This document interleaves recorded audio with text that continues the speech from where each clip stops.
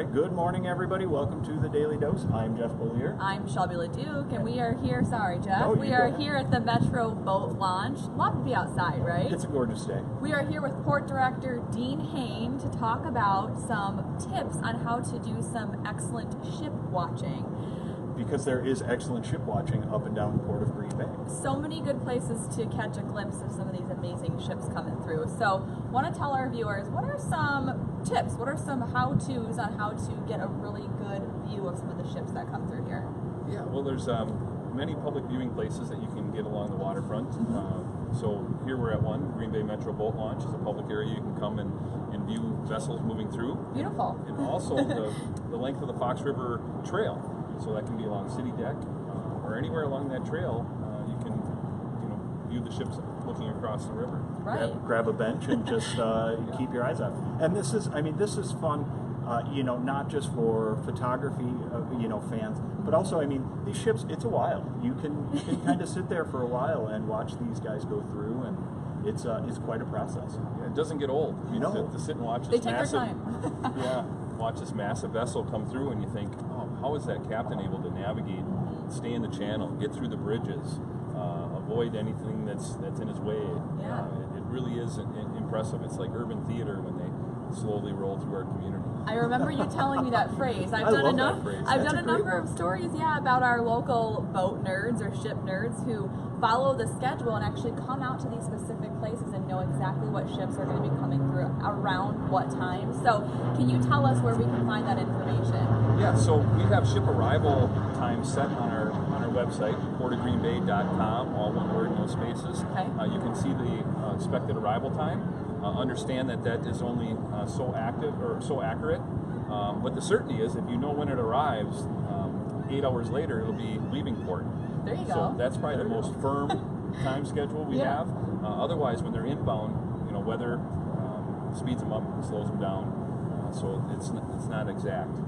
And I'm glad you mentioned time schedule, because you are not, the Port of Green Bay is not the keeper of when the ships come in, that you do not dictate to them, and the point being that the Port of Green Bay is not the one telling bridge tenders when to raise and lower the bridges, or to tell the ships to come in at 8 in the morning or 4 in the afternoon, right? Correct. They're operating, they're a large vessel. They're operating about $2,500 to $3,000 an hour. They are not deliberately trying to come during rush hour.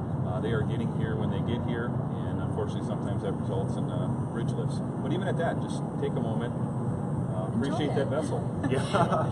Now, there are a variety of vessels that actually come through here. So we have something as small as like a tugboat, and then these huge vessels that carry tons and tons of materials. Can you talk a little bit about that variety and how many ships pass through here maybe annually? Sure. Well, answering the last part of your question, Shelby, we have about 200 vessels a year coming in and out of the port. Wow.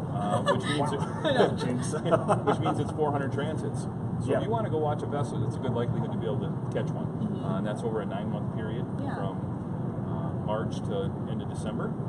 Those ships carry a variety of goods, everything from things like dry, like salt, coal, limestone, cement, liquid things like liquid asphalt, Yes. petroleum products, diesel, gasoline, ethanol.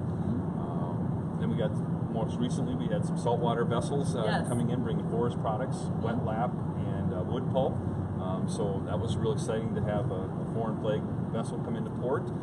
We expect to have more of those. So those are so interesting, and that really gets people down to the water, because these are vessels you may never see again. They're carrying We hope to see them again, right? Yes, but it could be, they're flying the ocean, and who knows where they'll be next. Exactly. And who knows which one will come thereafter. Yes. And he is referencing that one boat that actually came from Brazil, I think it was, called the Aruba Borg. And fun fact about that, it's actually not much bigger at all than the ships that normally come through here. It's just that when those cranes were tilted up, it looks monstrous, right? Yes, definitely. It was a sight to see, for sure. So our vessels, our largest ones we'll take is 800 feet. Wow.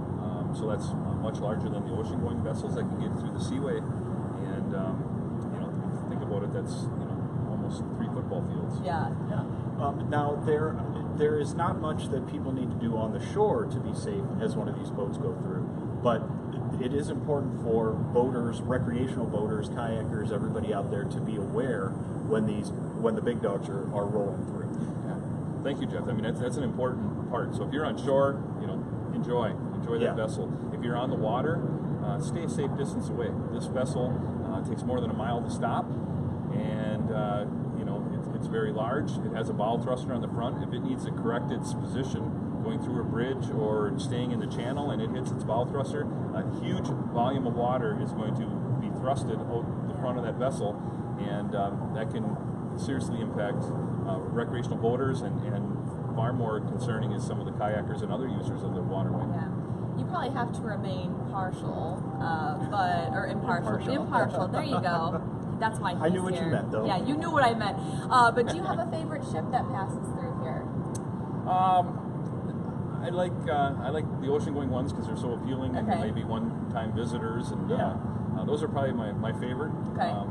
But the ones that you see regularly, the Buffalo and the Cuyahoga and the Alpina. That's my the favorite Alpina. one. It's like when it comes by, everybody just stops and stares. Oh, so yeah. Cool.